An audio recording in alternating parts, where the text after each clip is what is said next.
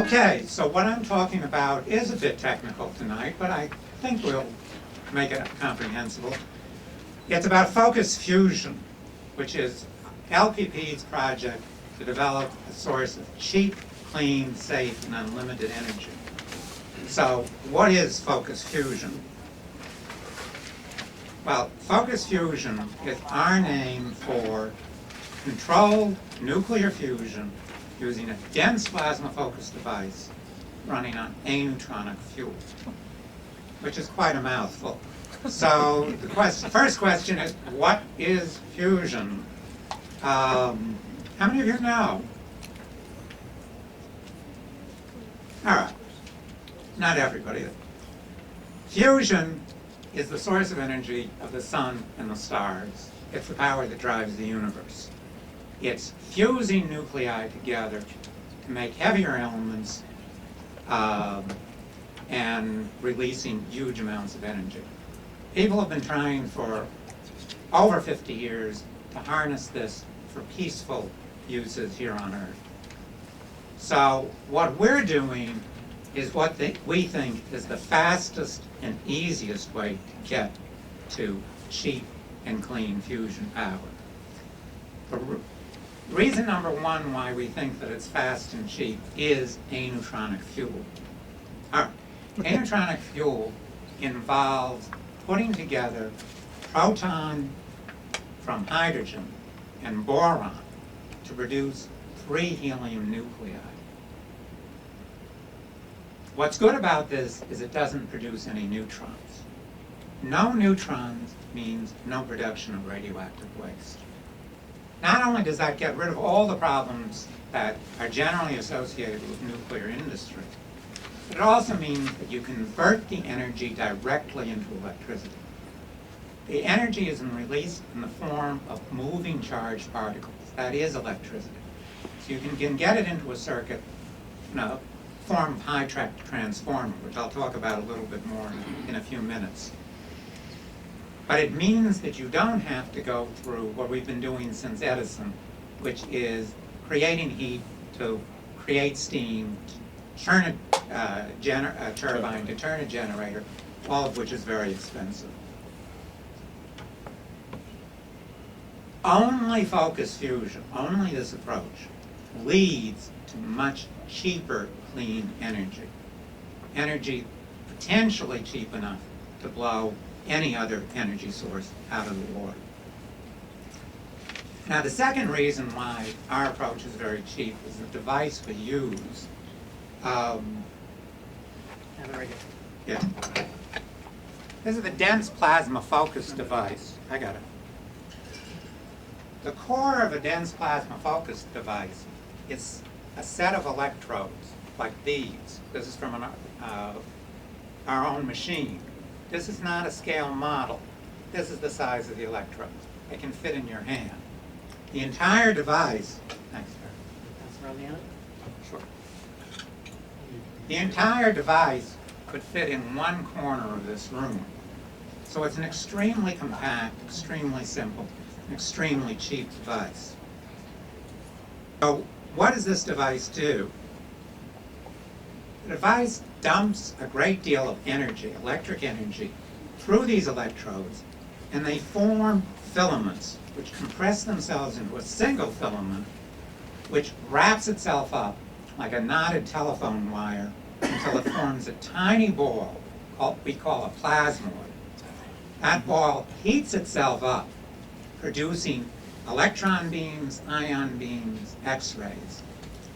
Once it gets hot enough, and as was mentioned, we get it up to 1.8 billion degrees, then nuclei start to fuse together to release energy.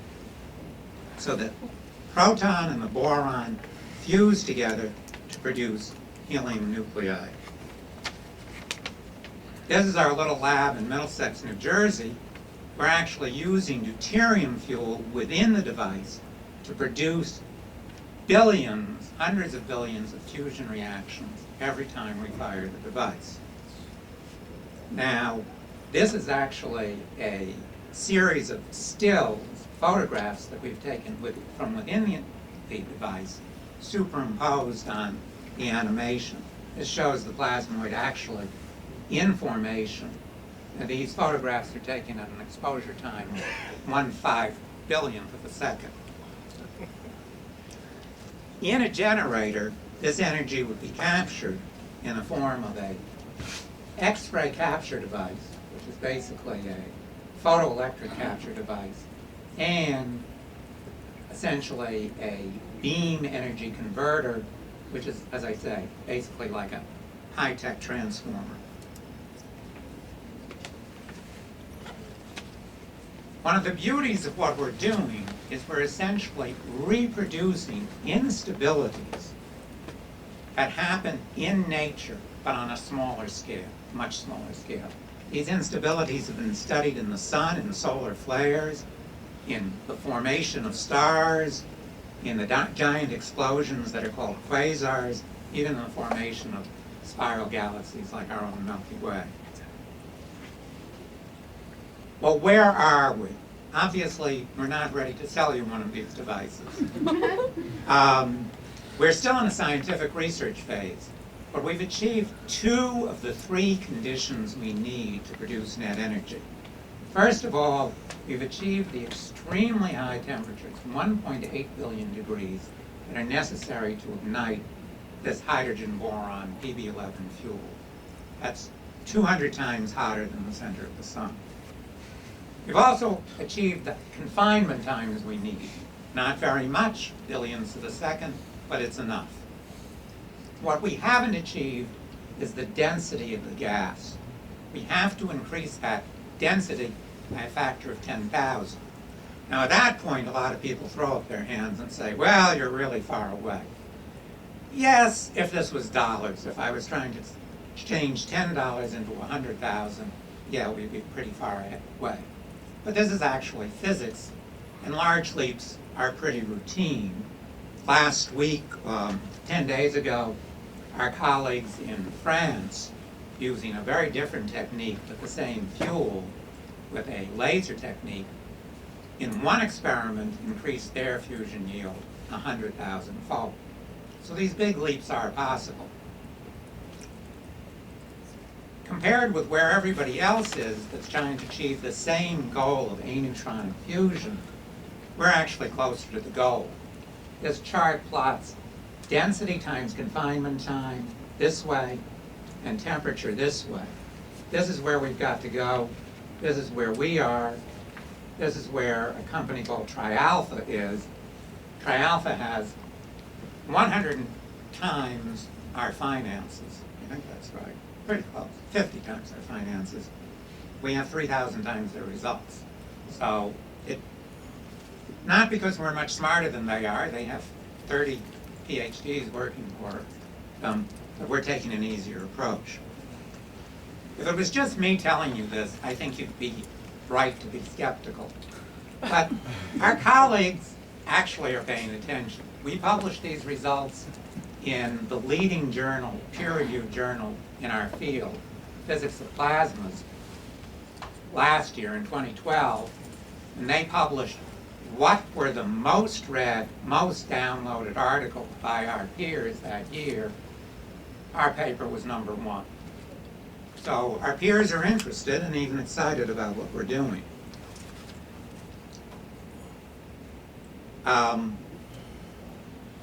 Basically, the steps we need to take to increase the density to reach our goal is first we have to make a pure plasma. We're going to do that by changing our electrodes to tungsten.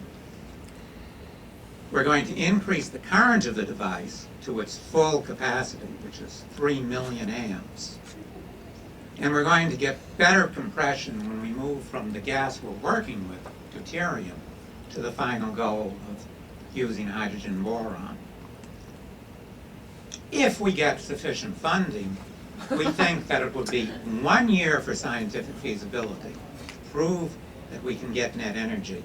And beyond that, again, with more sufficient funding, 4 years to produce a prototype generator. That's a bigger project, engineering. The payoff is for a 5 megawatt generator, which is basically what we think we can produce. If that was mass-produced, and these would be small enough to be mass-produced, the cost of an installed watt would be about 8 to 20 cents, compared with $1 per watt of the cheapest source today. The electricity cost would be about 0.3 cents per kilowatt hour, versus the best today of any sources, 2 cents per kilowatt hour. We have this technology protected by US, Chinese, and Australian patents. We're applying for patents elsewhere. So far, we've done this on a very modest budget. We've raised $3.2 million from one institutional investor and about 50 small and medium investors. Right now, we're raising another $1 million to complete this scientific project. As somebody joked, maybe we could raise it here just by passing the hat. Passing the anode. Passing the anode, right, put money into the anode. People do ask, matter of fact, somebody asked me just tonight, why don't we have this money if we're so good? Why is it so difficult to raise money? And in fact, I'll be frank, our project has taken longer than we anticipated because we haven't raised the money that we had needed for this project.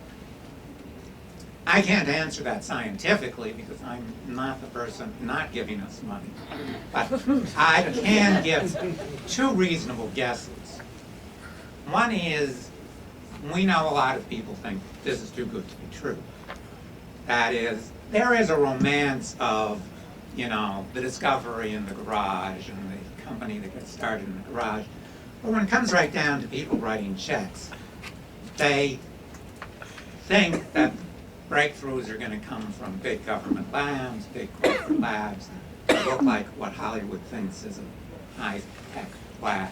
Our lab is actually located in a storage facility. So it's quite impressive when you look at it, but it's quite small. So people say, well, how can you do this? This is too good to be true. The other reason, and I'll put this out front so that nobody wastes their or anybody else's time, is control. Most people who have a lot of money, when they look at a small company, they look to take control of that technology. And we're not willing to sell control. We are selling non-voting shares, not controlling shares, for the simple reason we don't want a hostile takeover. We don't want the company taken over by somebody who will sell the technology to oil and gas companies that might not want this technology developed at all. So that's been two difficulties, I think, that has slowed us down. We are looking into other alternatives, including crowdfunding, which we're going to be trying in the near future. So basically, that's about it. I should wind up and open it up to questions. I'm sure you've got a lot. Thank you.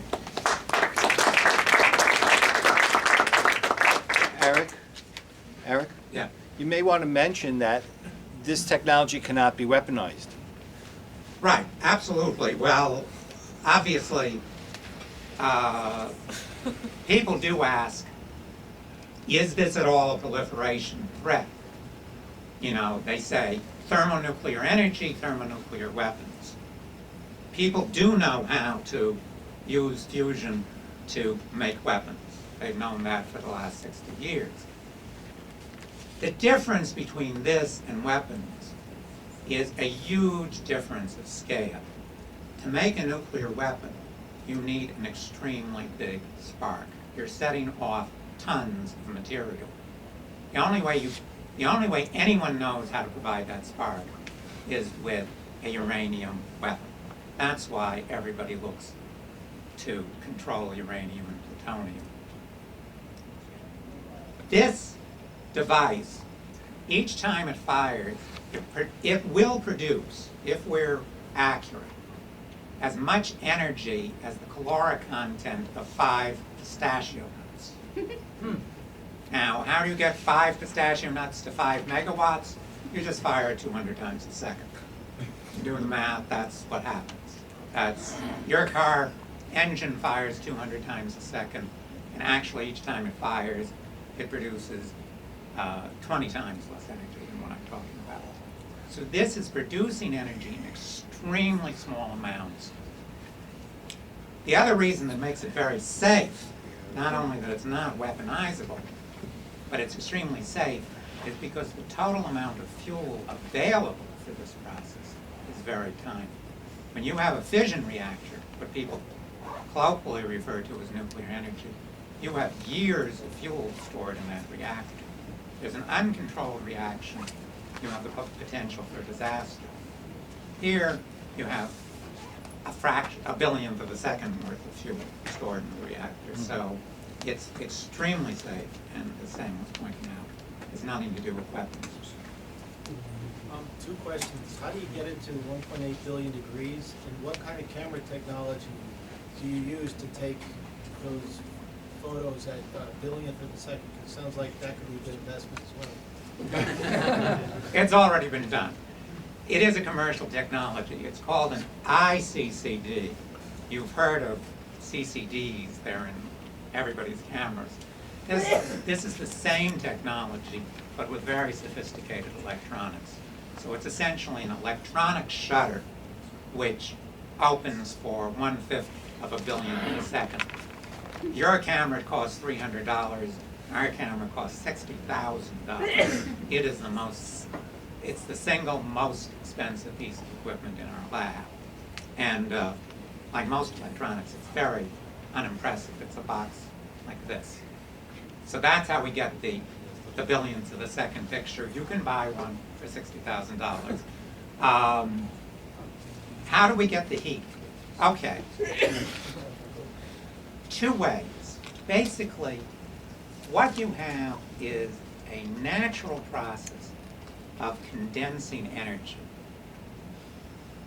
Based on discoveries that were made early in the 19th century, people know that when currents are traveling in the same direction, electric currents, they attract each other.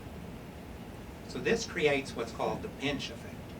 So the filaments contract, the current contracts into filaments, the filaments twist themselves up into this little ball. They're confined by magnetic fields millions or billions of times more powerful than the Earth's, that are produced by the electric currents themselves. This compresses the plasma, the gas, very suddenly. That's what creates the heating. Basically, that kinetic energy gets converted through viscosity, through viscousness, into thermal energy. The analogy I make, and this is sort of a little violent perhaps, is imagine that you have a highway and it's filled with cars and they're all traveling 80 miles an hour in this direction, but their motion relative to each other is very small. So the traffic has a lot of kinetic energy but very little random energy, which is thermal energy or heat energy. And you've got another stream of traffic traveling in the opposite direction at 80 miles an hour. And through some misdesign, they're on the same lane. That's not good. Well, at a certain point, a lot of that kinetic energy will be transformed into thermal energy, random energy. So that wouldn't be too good. That's not good traffic design, but it's good fusion design. Basically, you've got these ions are traveling at high energy velocity, very high velocity, enough to, well, hundreds of kilometers per second, thousands of kilometers a second. And all of a sudden, they're in a place where they have to bump into each other. So that creates these very high temperatures. We've measured these temperatures extremely accurately, basically by measuring the velocity of the neutrons that come out. And that's what convinced our very skeptical colleagues to first of all publish this paper, because we had to get it through a peer review. And they're very interested. They weren't telling us, you know, this is wrong. They're quite interested. What makes your approach, you think, simpler and more direct than that of your peers or competitors? A number of things. First of all, the mainline fusion devices.